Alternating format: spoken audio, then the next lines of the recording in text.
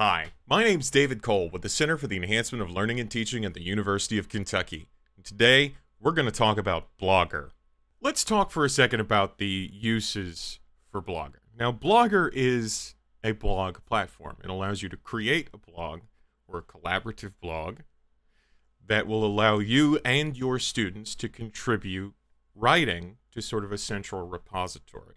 Now, something that we like to share at Selton is also echoed in teaching centers across the country is that students tend to write better when they write for each other than when they write for some sort of invisible judgmental force. An assignment can sometimes create more pressure. So if we're talking about something that is a way to get students to collaborate with one another, to talk to one another about the subjects they're writing about or the writing itself, or if we're talking about ways to get our students to feel more engaged in a course than by just speaking directly with us, speaking with their peers, blogging is a fantastic route to take. It's also something that almost anyone can do easily, and it gives students who are perhaps less active within the classroom an opportunity to really show what they know or can do, or perhaps interact in a way that allows their own talents and natural abilities to flourish in a way that a speaking role doesn't. Blogger's really easy to get to. You can either Google search for Blogger, that's with 2 G's and an E, or you can just go to blogger.com. If you've not created a blog before, or have never even thought about this website before, you'll be greeted by this fancy splash page. Let's walk through creating our first blog together.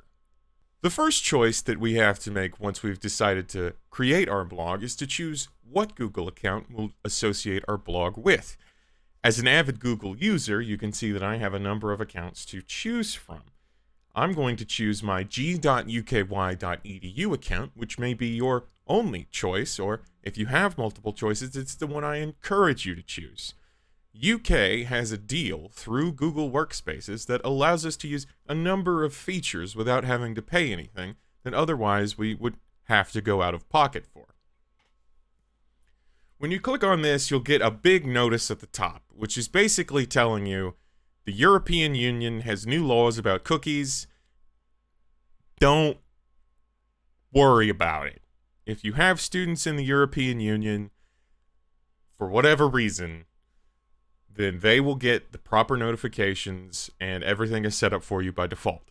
So I recommend just click this X. Don't think about it. Don't worry about it. Don't worry about what a cookie is.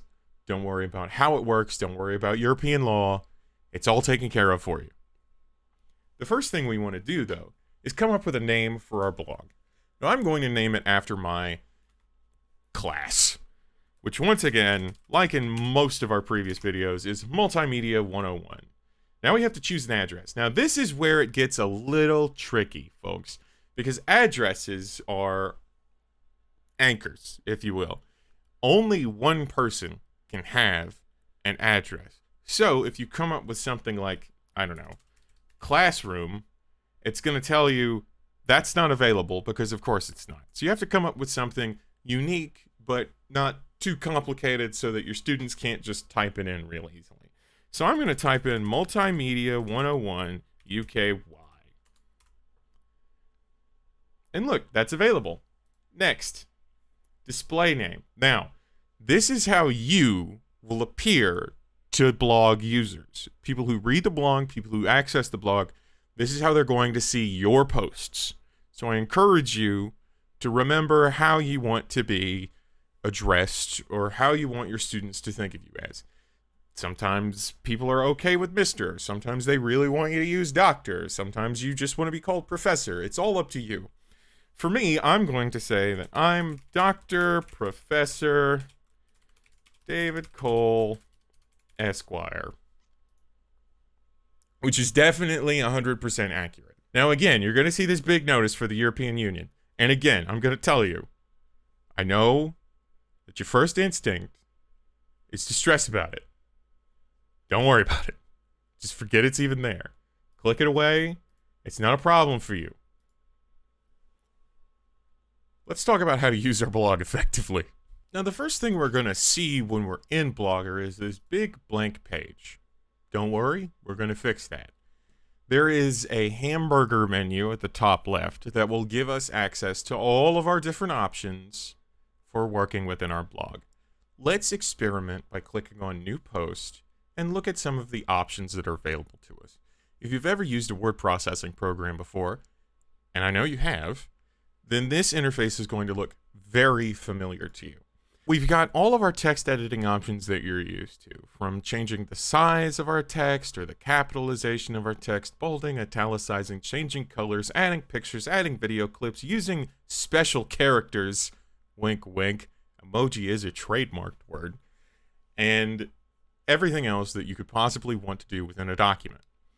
Now, for the purposes of our experimentation today, I'm going to pretend like I'm making a welcome post for my students into my Multimedia 101 class. So I'm going to very creatively title it, Welcome to Multimedia 101. The first thing I want to do to sort of get my class in the mood is to put a little picture at the top of my welcome post. So I'm going to click on the Insert Image button and say that I want to choose from my Blogger photo library.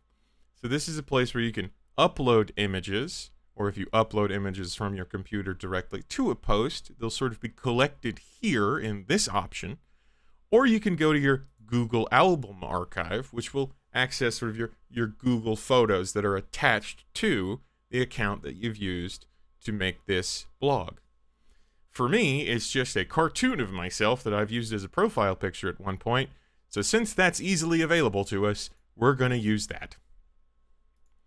There I am, at the top of the page. And now I'm going to put in big, friendly letters, all bold, welcome to Multimedia 101. If you're looking at this and you're in the design department, I apologize. What we're able to do with this sort of post is create something that will sort of ease our students in, give them an idea of what blog posts are going to look like when they start making them. We'll talk about that in a bit.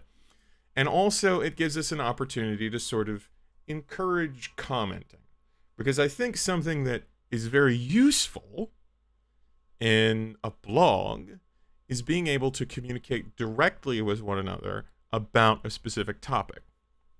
So I'm going to say that, there's a whole bunch of stuff about how important this class is and blah, blah, blah, and we're just going to pretend that that's a couple of paragraphs there that I don't have the time nor the wherewithal to type out. And at the bottom, we're going to say, in less bold letters, sort of just a regular text, we're going to type, again, no bold, we're going to type, I'm going to present my students with a challenge up front. I'm going to ask them if they can come up with a better name for the blog. Now, this is just to, again, encourage commenting, which we'll talk about in depth momentarily.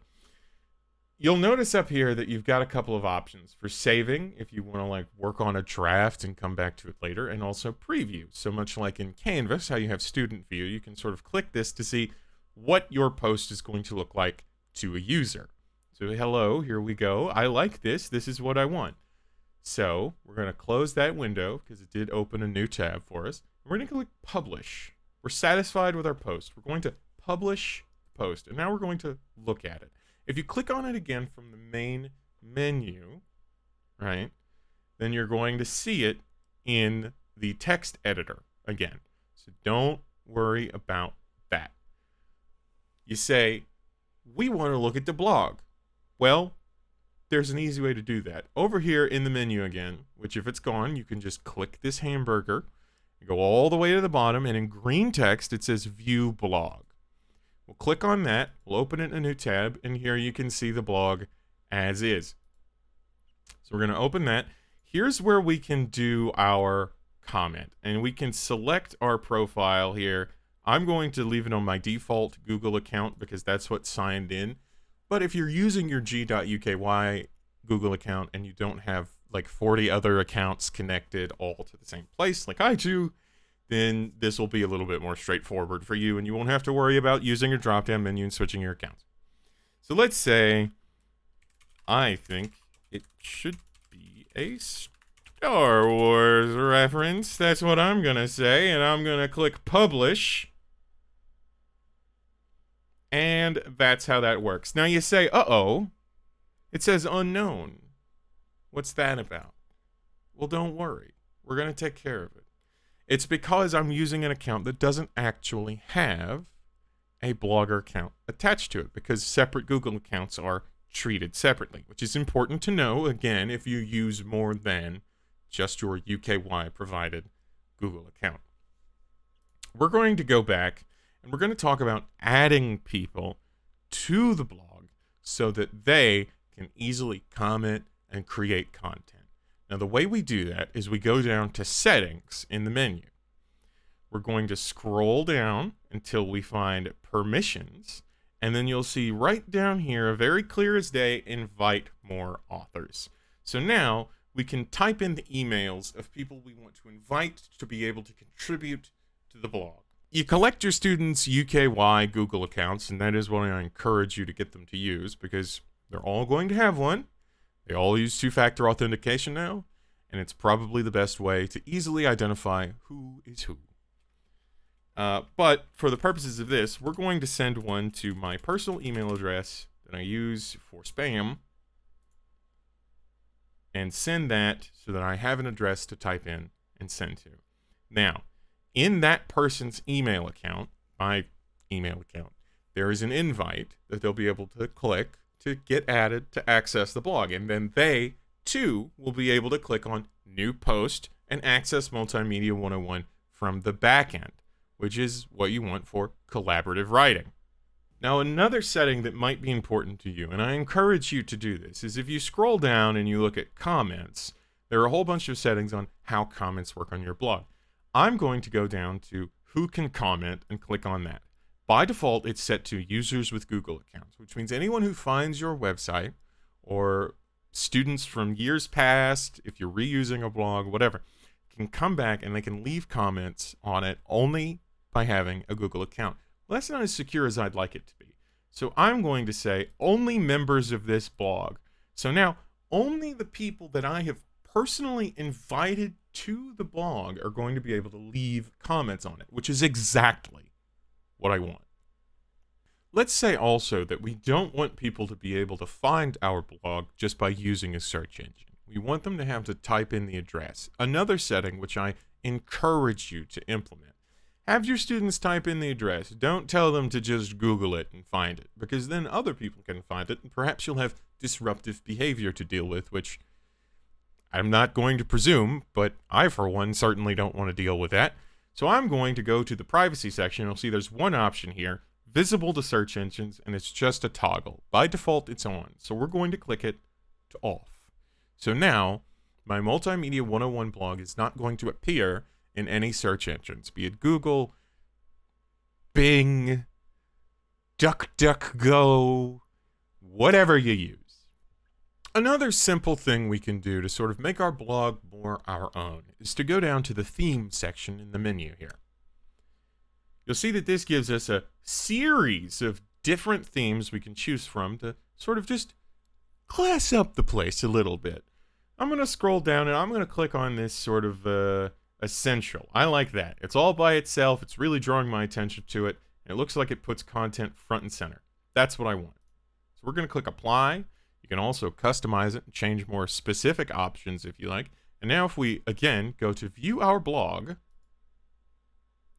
then you can see that it has changed to reflect the essential light theme that we chose before. Blogger as a platform has been around since 1999, so there is a lot of information out there on how to use it and how to tailor it specifically to your whims.